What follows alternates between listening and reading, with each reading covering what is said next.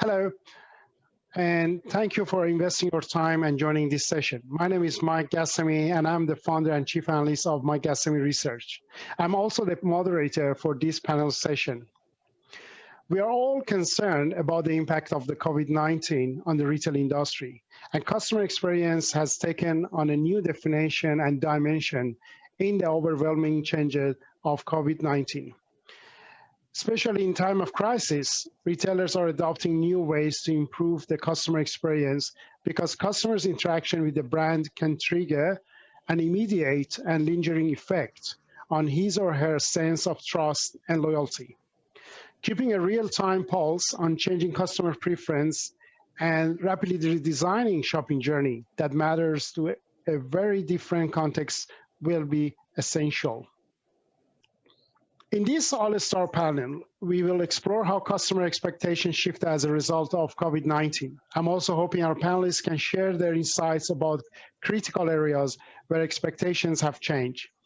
During the next 35 minutes, you will hear from our experts in online and brick-and-mortar retailers how you can leverage the power of emerging technologies to create seamless online shopping experience.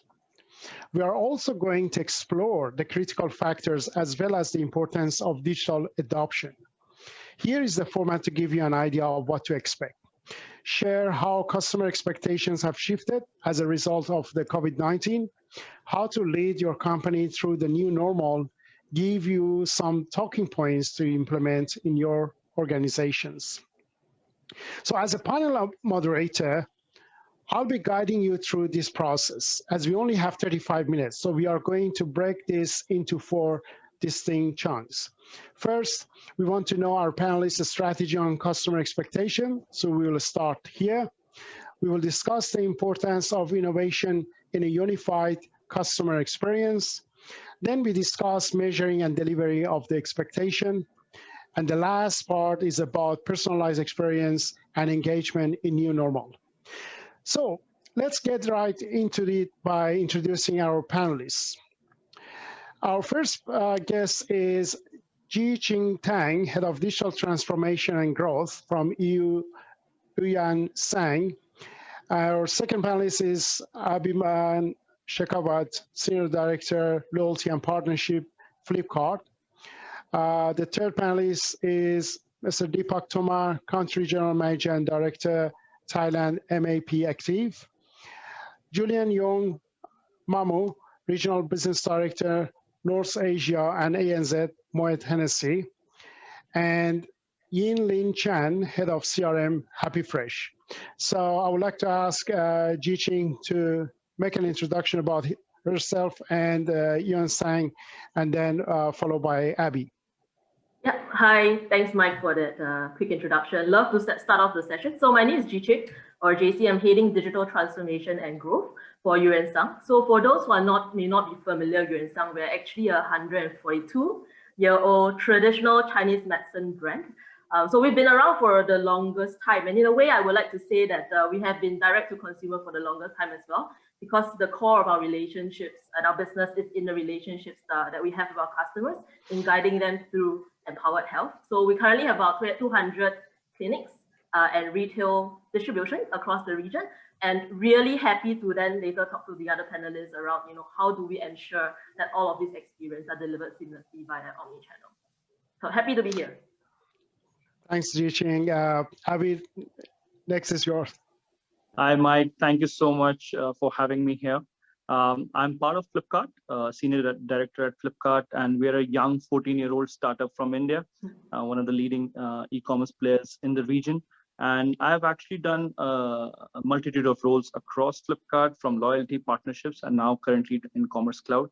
So that's the extent of my experience at Flipkart, and really excited to be part of this engagement. Thank you, Abhi. Deepak, please make an introduction. Hi, thank you, Mike. Good afternoon, everyone.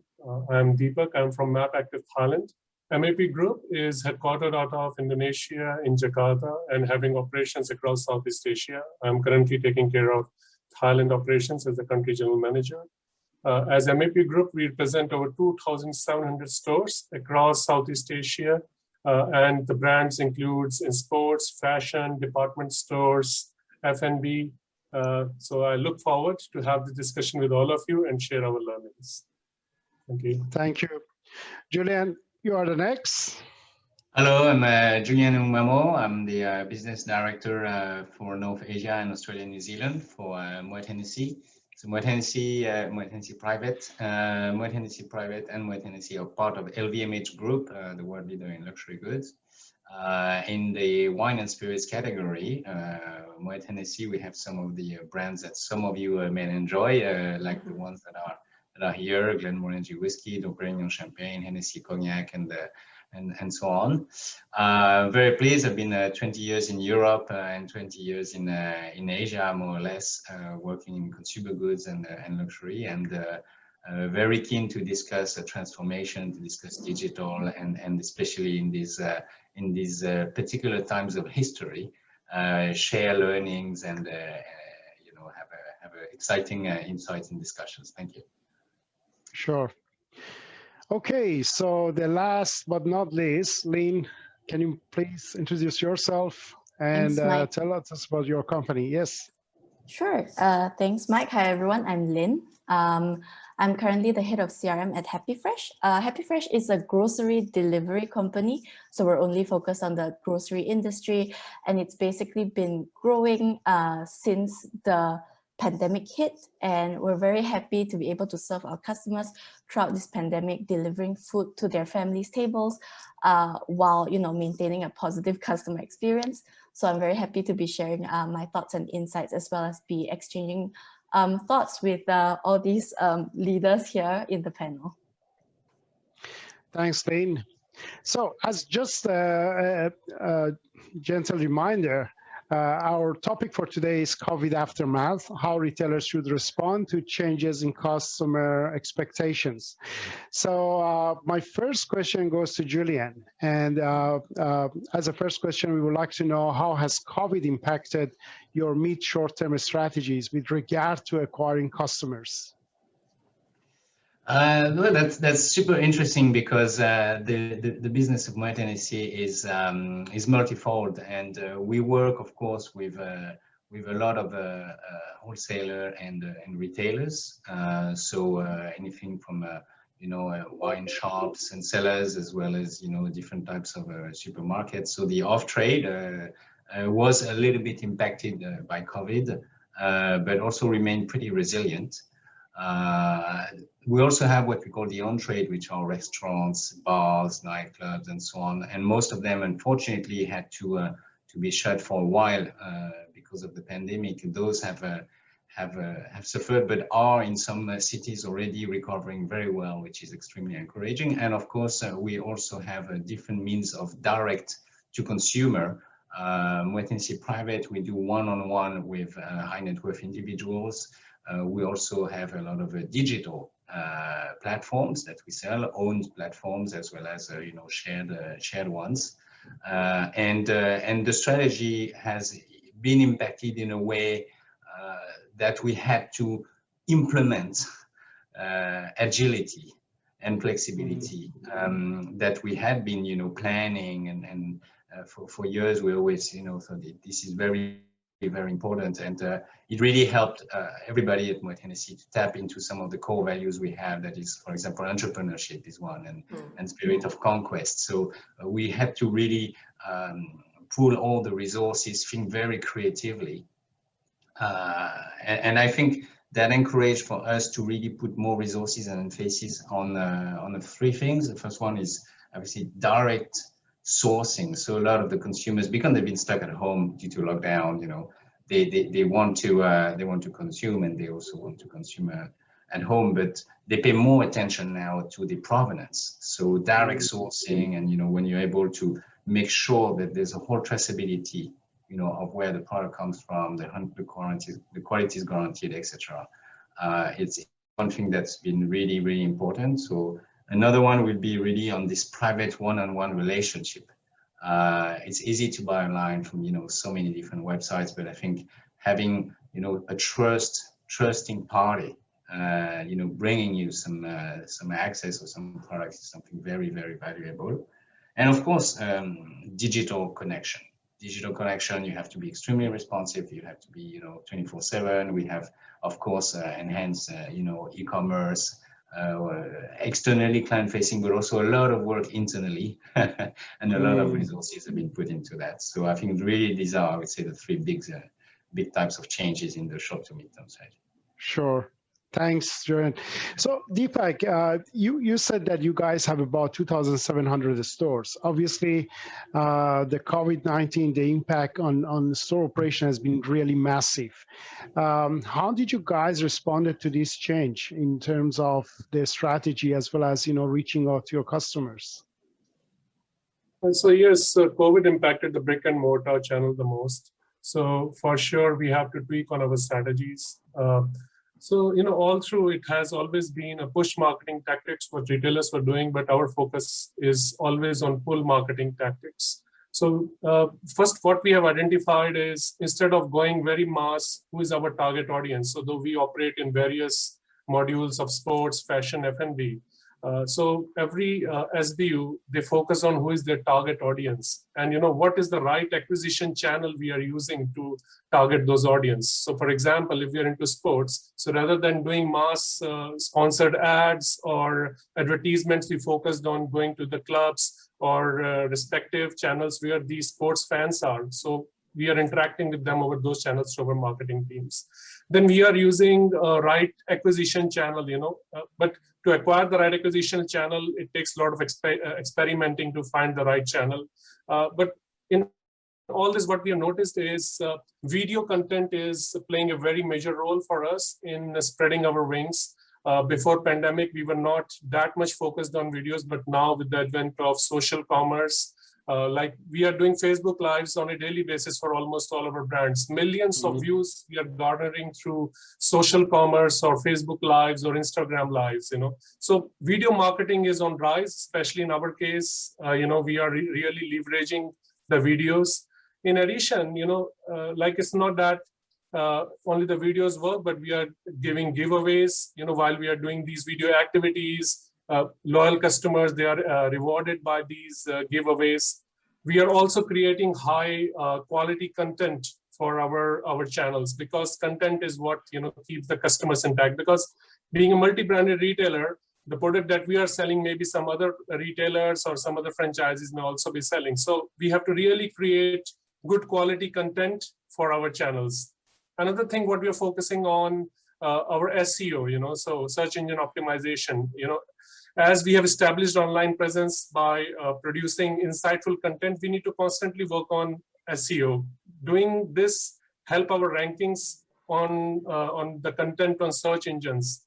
Another effective SEO tactic that we are using is to gain more customers, is to optimize our site for mobiles. If you have seen in last 1 year, more than 50 to 60% of the people, they are browsing or accessing sites through mobiles, So we are optimizing on our search engine optimization. And another marketing tactic is running referral programs, having a good website and email engagement. So there is the stores, yes, they are feeling a challenging situation, but we have really moved to digital and really prioritize and focus on certain basic things and making the best use of it. Interesting. And obviously, I believe that when it comes to the traditional Chinese medicine, given the fact that the target audience, the target customers are usually people who are older or more into the kind of a midlife. I would like to challenge you on that, Mike. Yeah. But how do you actually adopt the newest strategy to be able to sell to these people? And obviously, I know that when it comes to the traditional Chinese medicine, obviously, you have a very good, solid, the customer database that they love to actually consume those medicines. So tell us about your company and how you guys, change your strategy to reach out to the customer. Yeah, I mean, I think that's a great question, Mike. Although I'll love to challenge the point around sort of, our core customer base. But I think on the first point, you are half right in the sense that today, actually, our core customer base still is more tending towards 40 to 60. I think, for natural reasons, right? So I think the first and second generation Chinese are obviously more connected to Chinese heritage and obviously larger adopters of Chinese medicine. But at the same time, we actually experienced really successful shifts to really get younger customers. So today, actually, I think maybe 40% of our initial cohort is already 25 to 40. So that shows, and I think a lot of that as well has been also accelerated by the different ways we have used to really look at online as a primary acquisition channel. So I think sort of responding to what the previous speakers, Deepak and Julian, talked about as well, right? I think the pandemic, at the same time that it definitely affected our brick and mortar stores. For us, we were like 95% brick and mortar, and obviously, even though we are a consumer health company, the foot traffic, those still affect sales and store productivity. But it is also because of these pressures that it created greater urgency and impetus for us to really accelerate our e-commerce and our omni-channel strategies. So I think that has really kind of allowed us to, at least from in terms of acquiring new customers, be able to access new customers through more online strategies, and that has definitely helped us to, in a way, also more future-proof our customer mix. So that's one. And the second thing is, I think you will be surprised because I think if you looked at the SDA Digital Economy Report, right, by Bain, you will realize that the seniors are not excluded, right, from adopting new digital technologies. And in fact, I think their delta is the largest, simply because they have not been such great participants in this ecosystem before. So what we have found is that definitely a lot of them, still prefer to get that one-on-one brick and mortar experience, with the retail assistant. They have formed amazing relationships over time. They actually go to a specific store because they know that retail assistant is there. At the same time, they are also picking up new behaviors, right? So I think that's something that we try to do in a very inclusive way. So I'll give you an example. So for example, in Hong Kong, our recent Mother's Day activation, what we did was that we allowed children to buy their parents a gift. And e-rensang is very, very big in terms of gifting because, when you want to buy something for your parents, you buy the best. And usually as a premium TCM retailer, we are simply the best when it comes to, showing filial piety. So what we've done is actually we've allowed the children to buy for their parents, and their parents can collect their gifts in store. But at the same time, in reward for their filial piety, we allow them to use e-commerce voucher to then collect for themselves some promotion online, which is where the young prefer to consume. So I think a mix of these strategies really going back into what your target customer behavior, pain points, needs are, is really critical for us. For us especially, it's not just about doing cool things online. It's first, okay, what are the core customer journeys, right? And then we build from there. And that has really allowed us to build a lot more resilience into what I think rightly you perceive as a business model that could be a lot more affected, right? Given the perceptions that there are on TCM. Yeah, absolutely. So I'm also expecting a different kind of answer from two panelists, which they are pure online retailers. I mean, the Flipkart and of course the Happy Fresh. So Abby, what has been the impact of COVID-19 on your mid to short-term strategy? How did your company respond to that change in regards to the surge of, that suddenly everyone wants to go and shop online? So Mike, I think the whole year we've been going between lockdowns and then markets opening up and then lockdowns again, especially in the Indian market at the moment. Right now, we're in a state of lockdown again. So that has actually impacted e-commerce also in terms of varied demand that keeps coming, and more so on the variability of selection that is required during lockdown and non-lockdown period. So high premium fashion definitely has seen a lot of impact because at this moment in time, a lot of people are not buying premium fashion. There is not a lot of reason for actually engaging with high luxury items. So they have seen an impact, but at the same time, essentials have seen a skyrocketing demand, whether that be with regard to groceries or basic elements like shoes, slippers. All of these have seen a scale up because these are essentials in that segment. What we started to focus, and I think one of the panelists also traversed through that, which was the trust factor.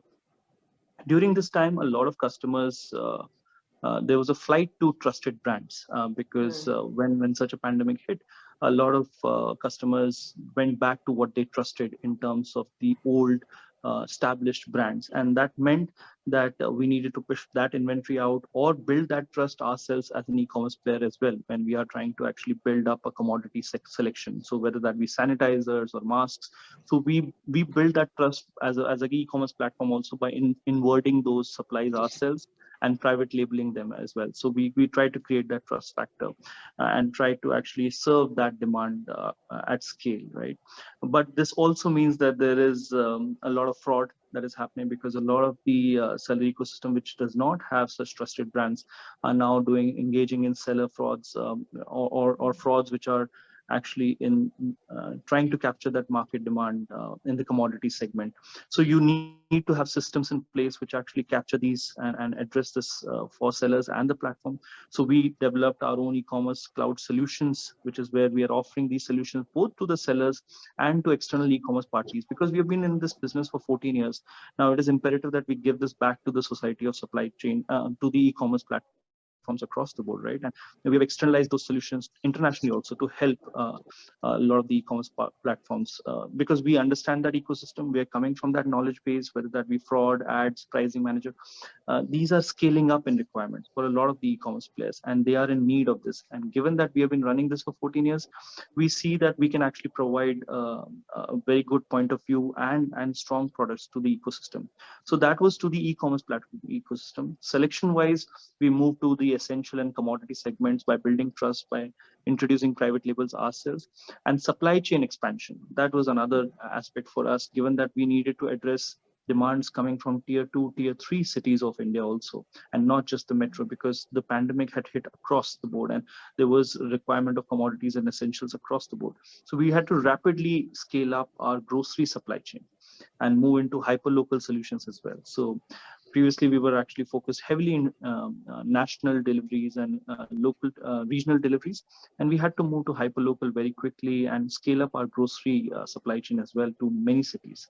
So yeah, these were the challenges, and that's how we addressed this. The challenges are still ongoing. We're in the middle of a lockdown yet. Sure. And we're continuously evolving and continuing.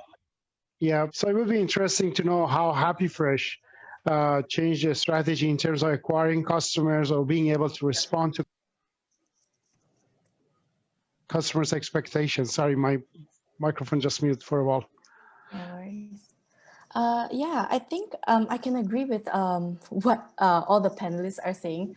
So I think HappyFresh, we got the longer end of the stick during the pandemic because we were in the groceries industry, and we were already at a brand presence where customers knew who to go to when they needed to get groceries while in the middle of a lockdown.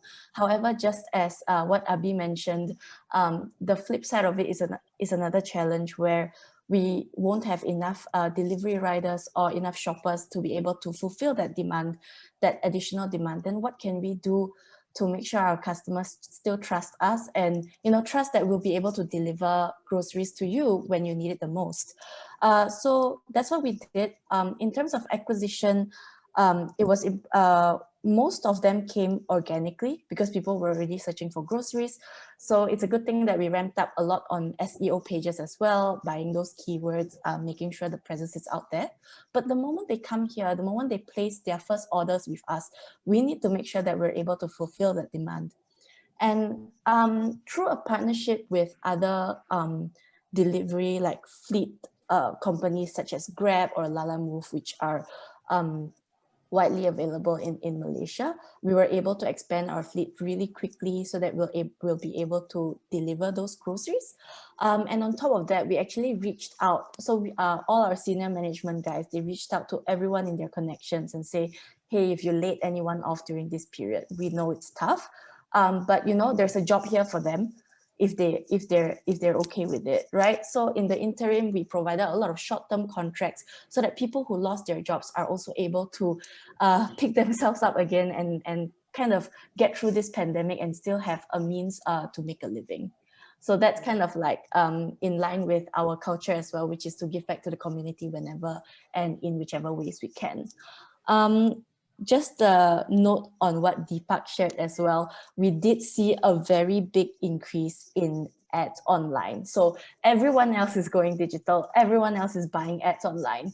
So our ads, our performance marketing budget, well, it basically got very expensive to advertise, and customers' attention span is getting, well, is getting lower and lower, right? There's just so many ads out there. How do you make sure you stand out to your customers? And so what, you know, Jiqing and Abi also shared is that they need to trust your brand. Quality content that, you know, inspires customers to trust you and to take that first step to try you out and then to keep coming back for more. That's really important. That's what we've been trying to communicate through our ads. It's not just prices. It's not just, it's cheap, it's good, it's convenient. It's more like, hey, you can trust us. We're reliable. So that's just Okay. Some of the changes that we've made. Yeah. Okay, so before I jump into the next question, let me do a quick survey. Lynn, you pointed out a very interesting fact that because everyone goes online, and so the cost of advertising has increased, it's become, you know, more difficult to even to get the customer's attention. So the quick survey is about just to answer yes or no. Perhaps Jiqing, you're going to be the first. So has it become more difficult for you to acquire new customer? On a paid media basis, yes. Okay. You want just a yes or no, or okay, yes? Yes or no? Just a yes or no. So Yeah, yes. What about you, Deepak? Yes. Okay, and Abhi? It's gone up in specific segments, yeah. But in the essential segment, it's been organic. So you invest less there, basically. Yeah. What about you, Julian?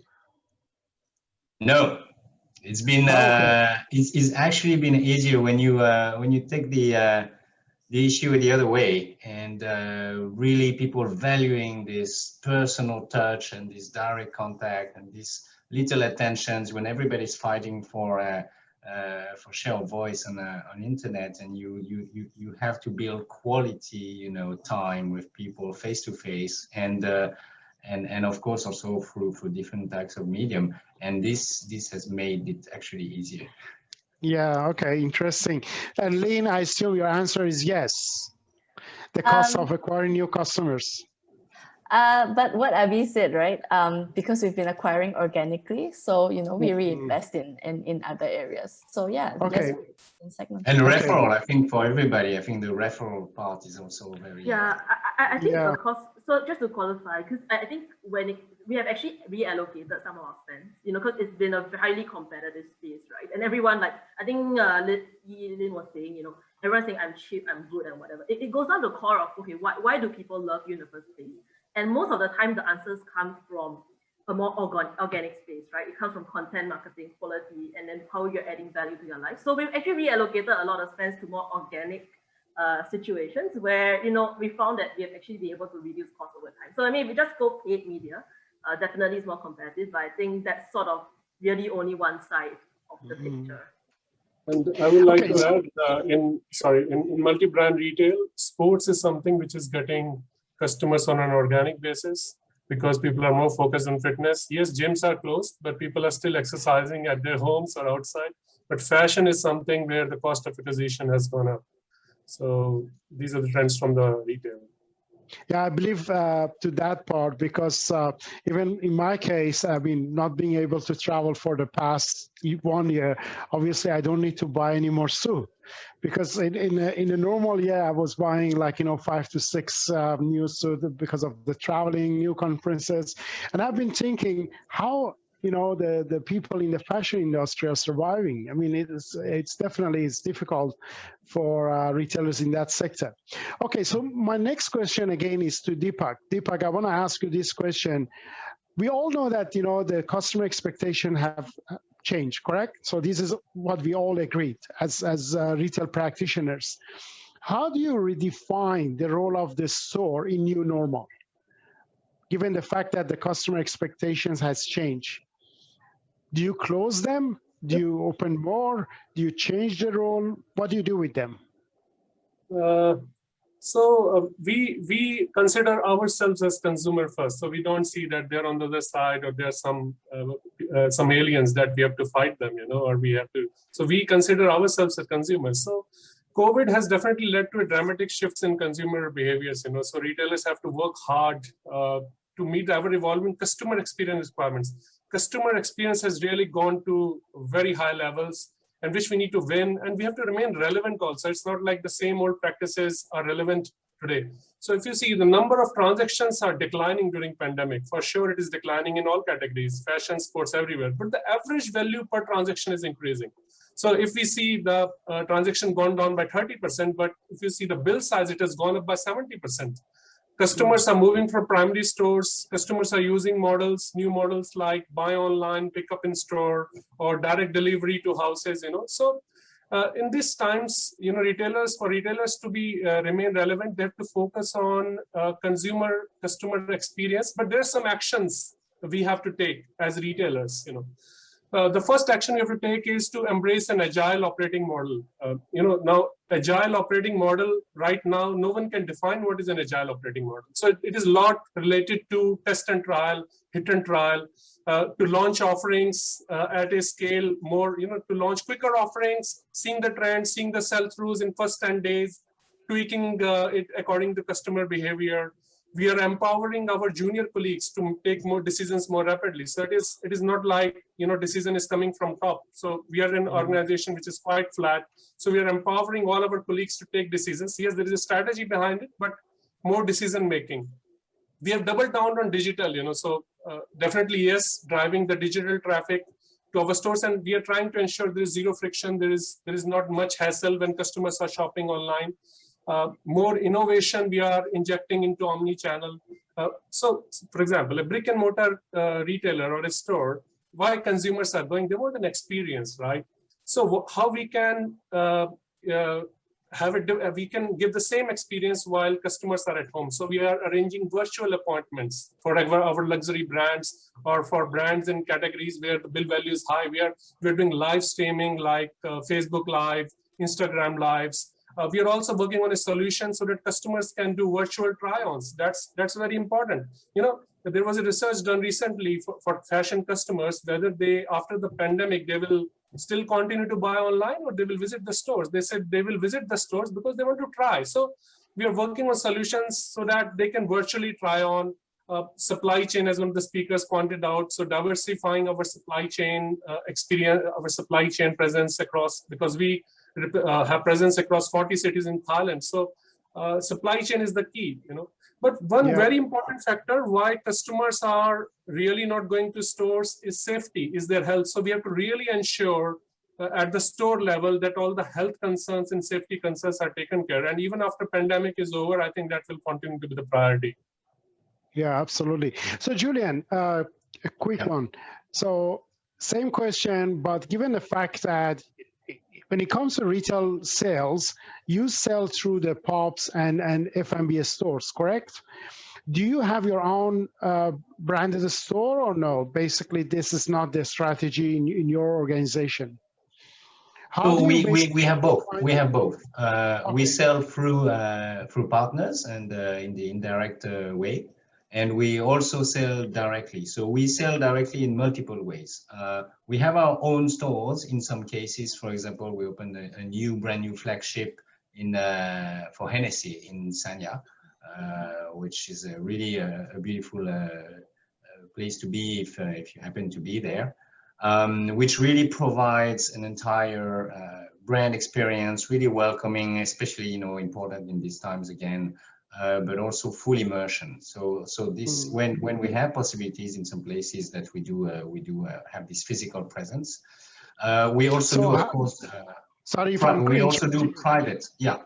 Okay, but have you changed or redefined the role of your store, your outlets, due to the pandemic?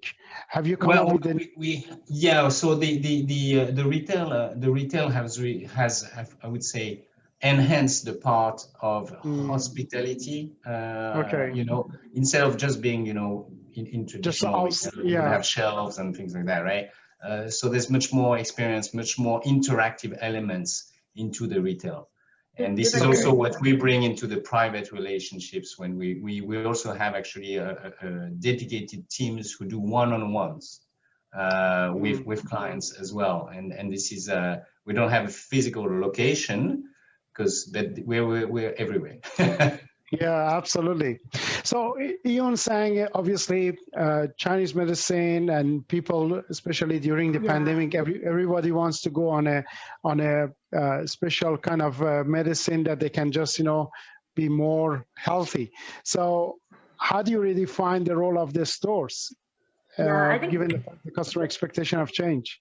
Yes, yes. And I mean, at the same time that they want to access more kind of different ways to maintain health, they also don't want to be sort of in close proximity to each other, right? So there's that balance between, I want to get your products and services, but I don't really need to be in store to do that. And we have some ways. So for example, our clinics for repeat patients, we started teleconsult. So if they already know your diagnosis, it's just maintenance, they can actually see their sincere or their TCM physician online. So that allows us to practice more safety measures, but still keeping that same level of experience for our patients. At the same time, I think sort of in response to sort of the idea of has the role of the physical store changed, I think there's a paradigm shift. So previously, e-commerce was thought as, I guess like the sort of fast-growing but poorer cousin of brick and mortar. So it was more of, okay, e-commerce, we do that because everyone's there. And, it's important, it's strategic. But it's forever going to be, 2% of the business, for example, right? And the idea was, how can e-commerce help the overall strategy? What can it do for the brick and mortar store, which remains at the core of it? And I'm not saying that to more retail physical stores are irrelevant going forward.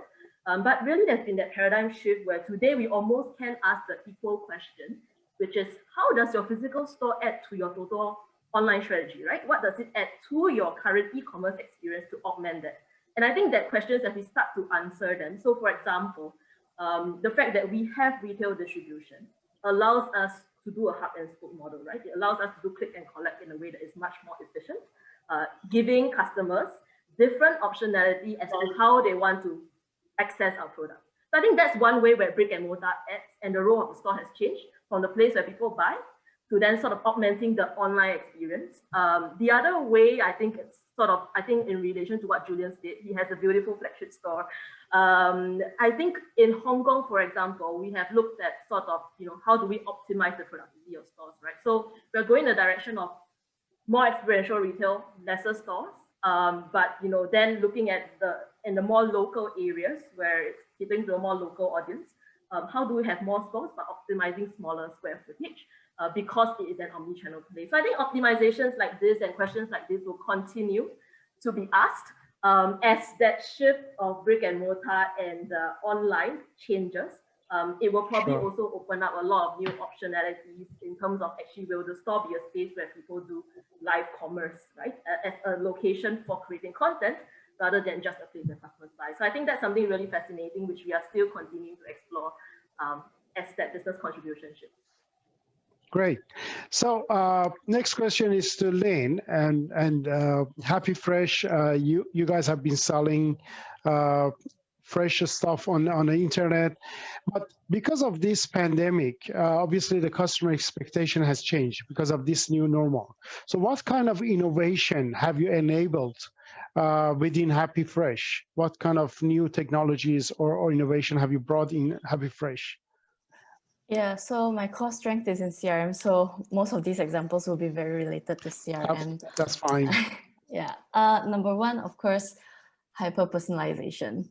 Whenever we can personalize to your needs, we'll do it. In terms of customer expectations, definitely they expect us to deliver, we have to deliver. What does that mean? That means in any cases, if we fail, if there are chances that your order will arrive late and it won't come in the way you expect, we need to let them know in advance and kind of like, tell them, hey, it's going to be late, you'll be expecting it, and why, right? So this is just on managing customer expectations when the factors are beyond our control. Definitely things like hiring more people or getting the riders to be more efficient, that's something that we can do. But there are cases where, some people still slip through the cracks, right? And it's just important to let them know when their orders will be coming late. We'll also be implementing something called a WhatsApp autoresponder, like a bot, where customers actually get to ask us, hey, where's my order? Because I haven't received news, or, I'm feeling a bit anxious about my order. And our bot will actually be able to tell them, hey, our rider is on the way to you. They found your address and, it should be here within 30 minutes. Or our shoppers are still shopping for your items. There are potential replacements. Check your app to chat with your shoppers for more details. So it's just things like these that enhance the customer experience. And they're just like small innovations, doesn't require an app overhaul. But it's just, building an API here, building an integration there that enables all of this so that it would make our customer experience a little bit better and make the entire shopping experience more seamless and less, Yeah. So Abby, in Flipkart, what kind of innovation have you enabled to meet the customer expectation in this new normal? So Mike, in terms of our Anything objective, interesting like augmented reality or letting customers? Yeah, those are definitely the future. But at the point in time when we were moving into COVID, the objective was to actually reach out to the 19,000-20,000 pin codes of India and penetrate ourselves as much as possible for the essential goods, because we needed to onboard new e-commerce customers who were not that savvy on the internet ecosystem or on the smartphone ecosystem. So we had to pivot in terms of how do we get them onboarded without introducing them to the complexity of new language issues or how to interact with the smartphone. So that's where voice, vernacular was some of the innovations that we brought in, where you can actually engage with the Flipkart app via voice in your localized languages. I think that was a big move for us, because now the app can be interacted with localized languages, Marathi, Hindi, Oriya, which just introduces a new set of population which did not have access to the metro tier 1 centric kind of e-commerce platforms that e-commerce companies are known to be. So we have really gone into tier 2, tier 3 across regions, and that has been the way we have innovated for, as we call it, we have innovated for Bharat and not for India. We have innovated for the real India, which is a lot more diversified in terms of their language, in terms of how they interact with the platforms. So yeah. Sorry, I was muting again.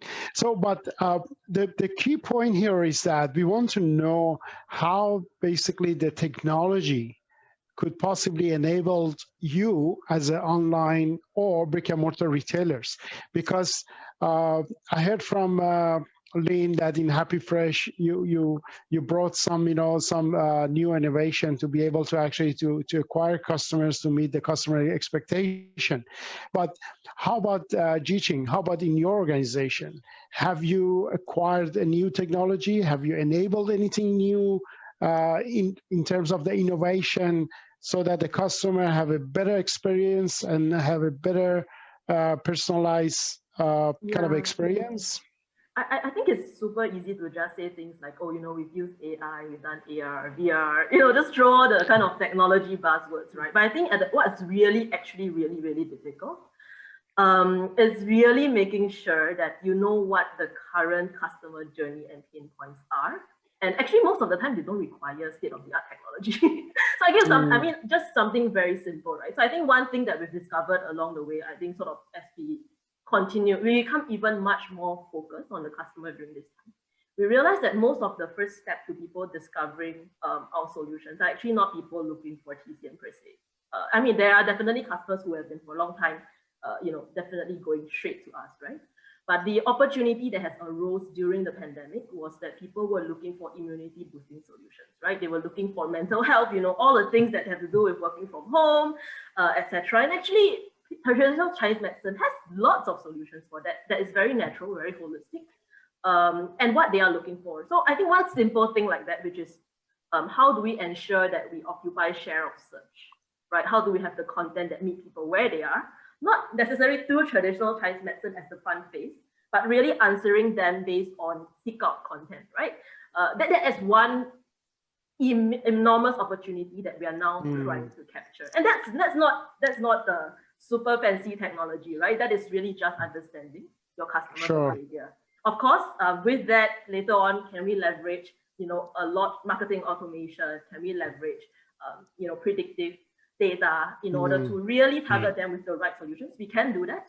And that's something that we continue to build over time. But I think what's really key when it comes to sort of digital technology is what's the business and customer first, and what's the digital enabler second. I think that's something that we try to do, especially for us as a 142-year-old company with so much at stake in terms of the relationship, and therefore so much understanding as well, right? And that's something that we're trying to then apply the lens of digital, but in a meaningful way, and not just as kind of like something to tick the checkbox. Yeah, sure. I'm really enjoying this discussion, but unfortunately we need to wrap it up. So I'm going to ask you the last question, but I only want to give you 30 seconds to answer this question. So I hope you are able to do that. So the last question is about personalized customer interaction. How do you basically personalize customer interaction in this new normal? Maybe I start first with Deepak. 30 seconds. Unmute yourself, please.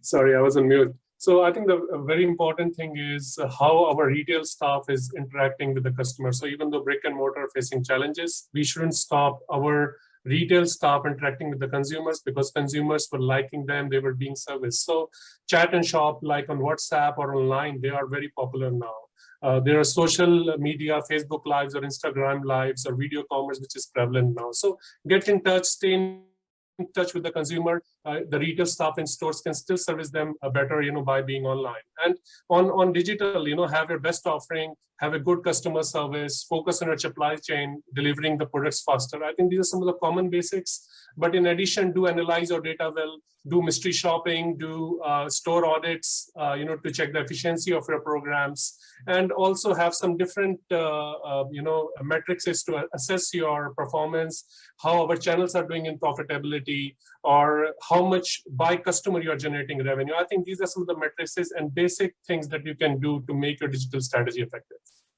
Okay, Julian, how do you personalize customer interaction? Yeah, I think there are different levels. If you take like a big corporation, we obviously have to integrate all the system, all the ecosystem. It's very easy to have a front end and back end and so on. They don't talk to each other, and finance systems are not talking to supply chain and this and that, or not properly, or there's always gaps, right? So you have to make sure everything is seamlessly integrated. There's a lot of investment and resources to do. But I think on the front side, on the customer facing side, for us, we invest a lot in the customer knowledge, in the knowing who is a customer, not just like KYC as banking does it, of course, with compliance and data, but really knowing the person, knowing their hobbies, knowing the preference, knowing what kind of worries they are having right now or they will have tomorrow, how they're managing their life. And then you customize experiences that are answering to those spoken or unspoken needs. And this is really how we personalize this relationship. Cool. Avi, what's your answer on this? Personalizing customer interaction. Previously, when we were not in the COVID times, we had the need versus want debate, which actually helped us to establish what a customer needed and what he wanted, and we could actually diversify the luxury versus necessity items. Now we're also moving to the demographic side, that there are some people who need access to e-commerce, and there are some people who need engagement from e-commerce, who are the evolved customers, like the metro customers. So we are again reiterating what the panel is saying. We are looking at it both from a demographic perspective as well as individual segment perspective as to what they need. So yeah, there is a lot of hyper personalization that is happening across the board, and most of our effort is going into the access portion of enabling new customers, as well as the engagement side of enabling video and social commerce for the ones who are the more evolved customers. Yeah. Sure. Lynn, you are ahead of the CRM. So you are all about customer experience and personalizing their experience. So tell us in 30 seconds. Right, so to start off with, just some big tech buzzwords, updated custom events and APIs and properties so that we're able to tell our customers exactly what they want. For example, your toilet paper is running out, we'll send you a reminder in 15 days unless, you bought more toilet paper. If you have been buying fresh produce, reminders that says like, oh, your bananas are running low, but apples are in season. Maybe you want to try something like this. So personalization in this way, individually, instead of by segments, and also expanding it to realms beyond CRM. Even in performance marketing, different segments that we're sending to our performance marketing guys can lead to different creatives. for new customers, does our loyalty program mean anything to you? But for customers who have been here for a long time, having a loyalty program introduced, at the peak of COVID, during, the times where you need to order most, that might matter more to an already evolved or mature customer. So it's just personalization in this way. That's my 30 seconds. Thank you. And Jiching, your last, give us a 30-second. Yep. Because I think the others have done such a good job already, I'll try to be super short. So I'll go the more back-end side. I think two things. One, data, the second, automation. So data is because I think you can talk all the things about personalization, but if you don't collect the data points who have different outcomes, right? And it's not clean and it's not analyzed, you can't personalize. I mean, you can only do it in a very, very kind of blunt way. So I think that's really key. And usually people don't understand the investment needed in data in order to do these things. The second thing is, so even when you have lots of these different actions that you can take, right? Can you do it at your current resource and capacity? I think that's where things like dynamic creative optimization comes in. Because like what the Eileen said just now, in order to be able to send out all of these different messages at SKU level, behavior level to people, you do need to invest in automation. At some point, even the creatives themselves should vary on their own, right? So I think that's sort of the path. As we think towards getting more and more personalized, there's also a lot of back-end investments and technology that we need to do to enable it. Thank you. Thank you very much. I really enjoyed this panel discussion. Thanks to all our panelists for being part of this session. We really enjoyed. It was very beneficial to our audiences, and a big thank you to our target audiences for being here and listening to our discussion. And I wish you a very safe and a good, prosperous retailing in this year, and hopefully see you soon. Thank you. Thank you. Thank you very much. Thanks. Thank you. Bye. Bye. Thank you.